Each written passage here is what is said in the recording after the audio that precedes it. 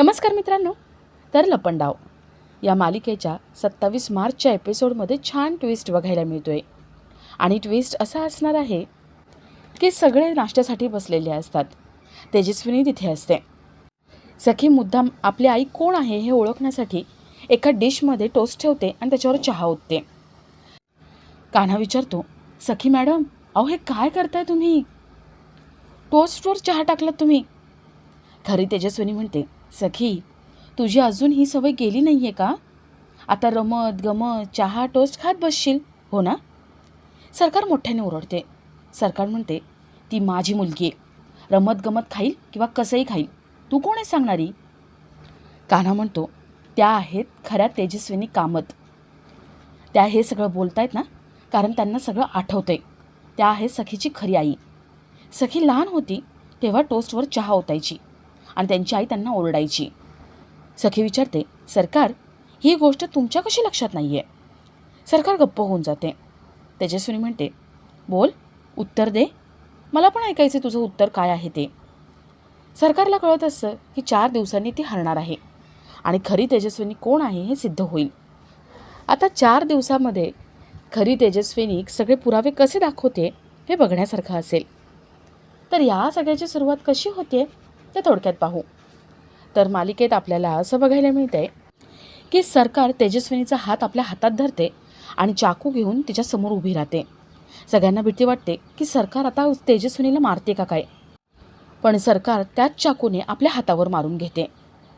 सरकारच्या हातातून रक्त यायला लागतं आणि सखी ते रक्त बघून एकदम कळवळते.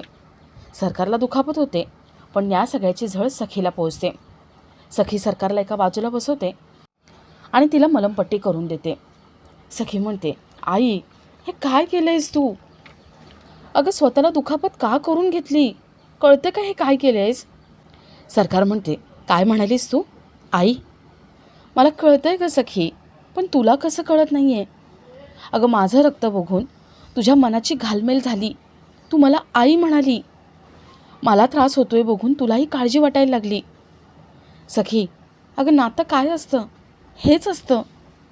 अगं अजूनही तू मनापासून मला तुझी आई मानतेस हो ना? आणि म्हणूनच धावत तू माझ्याकडे आलीस ना, मलमपट्टी केलीस ना? सखी, अगं तू तुझ्या खऱ्या आईकडे धावत आलीस, तुझ्या मनाने तुला सांगितलं. आणि हेच असतं रक्त, हेच असतं रक्ताचं नातं. सखी, मला मान्य आहे, एकेकाळी मी तू परत यावी म्हणून खोटं खोटं नाटक केलं होतं हात कापण्याचं. तेव्हा व्हिडिओ कॉल केला होता, पण आजचं सगळं खोटं नाही आहे. आज सगळं खरं आहे.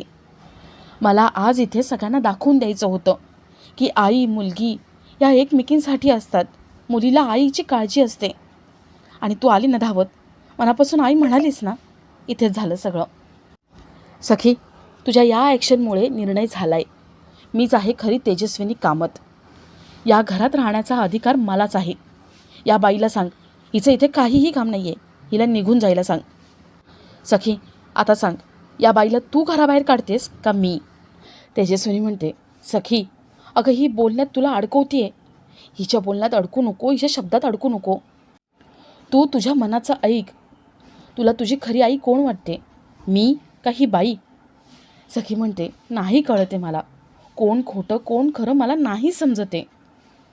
आत्तापर्यंत माझ्याकडे माझ्या आईची माया नव्हती. माझ्या आईच्या मायेसाठी प्रेमासाठी मी तरसत होते. आणि नियतीने आज असा खेळ मांडलाय की माझ्यासमोर माझ्या 2 आया आहेत, पण माझाच निर्णय होत नाही आहे. पण ठीक आहे, किती काही झालं तरी कोण खरं कोण खोटं हे ठरवावं लागेल.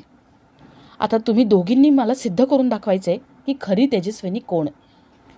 पुढच्या 4 दिवसात जो कोणी मला सिद्ध करून दाखवेल की खरी तेजस्विनी कोण, तीच असेल माझी आई. आणि 4 दिवसानंतर मी त्या बाईला आई म्हणून हाक मारेन. आणि बाकीचा निर्णय काय शेवटी होईलच. कान्हा विचारतो, सखी मॅडम, तोपर्यंत या इथे राहू शकतात ना? सखी म्हणते, हो, माझी ही खरी आई जरी नसली तरी माझी मावशी आहे. सरकार सगळ्यांना म्हणते, बस झालं, चला पार्टी संपली, निघा तुम्ही. सगळे पाहुणे जात असतात. सखी सगळ्यांना थांबवते. सखी म्हणते, पार्टी संपलेली नाही आहे. आज माझ्या मावशीचा आणि आईचा दोघींचा वाढदिवस आहे. आज वाढदिवस सेलिब्रेट होणारच. सखी तेजस्विनी मनस्विनी या दोघींचे हात धरून केक कट करते. सखी सरकारला केक भरवते आणि ती तेजस्विनीला केक भरवायला घेते. तेजस्विनी म्हणते, सखी उकडीचे मोदक भरव ना मला, मला खूप आवडतात. सखीला आठवतं की मगाशी सरकारला आपण उकडीचे मोदक भरवायला गेलो तेव्हा ती ओरडली, पण आपली आई आपल्याकडे मोदक मागते. सखी आईला मोदक भरवते. तर थोड्या वेळाने सरकार आपल्या रूममध्ये येते. ती सगळ्या वस्तूंची फेकाफेक करते.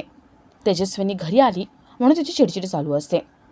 सरकार मनात म्हणते, पुढच्या 4 दिवसात मी कसं काय सिद्ध करू की मी खरी तेजस्विनी आहे, मला काही कळत नाही आहे. कान्हा तिथे येतो. कान्हा असा अस्तव्यस्त रूम बघतो आणि सरकारकडे हसून विचारतो, कसं वाटतंय मग आता? कसं वाटलं मी दिलेलं तुम्हाला सरप्राईज गिफ्ट? सरकार रागाने त्याच्याकडे बघत असते. तर इथे सखी तेजस्विनीला एका रूममध्ये घेऊन येते आणि सखी तेजस्विनीला म्हणते, ही आहे तुमची रूम, तुम्ही इथे राहू शकता. तेजस्विनी म्हणते, ही तर राघवची स्टडी रूम होती ना? राघव इथे तासनतास बसून ऑफिसचं काम करायचा. त्याला या खोलीमध्ये कोणीही काहीही खाल्लेलं आवडायचं नाही. राघवला ही रूम एकदम टापटीप लागायची, बरोबर ना? सखी म्हणते, हो का? मला फारसं नीट आठवत नाही आहे, पण असेल कदाचित. तेजस्विनी म्हणते, सखी अगं हे घर म्हणजे आपल्या तिघांचं जग होतं. मला माहिती आहे आता तुझा माझ्यावर विश्वास बसत नाही आहे. अचानक एवढ्या वर्षानंतर सगळं समोर आले ना, म्हणून तुझा निर्णय होत नाही आहे. पण सखी माझ्यावर विश्वास ठेव, मीच आहे तुझी खरी आई. सिद्ध करून दाखवेनच मी हे सगळं. तर इथे कान्हा सरकारला विचारतो, कसं सिद्ध करणार तुम्ही स्वतःला? फक्त 4 दिवस आहेत सरकार. सरकार म्हणते, माझ्याकडून पैसे घेतलेस आणि मलाच डबल क्रॉस केलंस? कान्हा म्हणतो, सरकार अहो डबल क्रॉस नाही केलं, मी फक्त माझं काम केलं, तेही स्मार्टली. सरकार म्हणते, हो का? पण कान्हा मी तुला ओळखण्यात चुकले, हे असं कसं होऊ शकतं? कान्हा म्हणतो, तुम्ही अजून मला पुरतं ओळखलंच नाही आहे. सरकार म्हणते, ठीक आहे रे, तू ससा कासव यांची गोष्ट ऐकलीच असशील ना? यावेळेस ससा जिंकणार, मी आहे तो ससा, मी जिंकणारच. कान्हा म्हणतो, सरकार अहो हा तुमचा गैरसमज आहे. तुमची वेळ संपली, आता तुम्हाला इथून बाहेर पडावं लागेल, म्हणून रस्त्यावर जागा बघून ठेवा. सरकार रागाने कान्हाकडे बघते आणि आपलाचा हा भाग इथेच संपतो.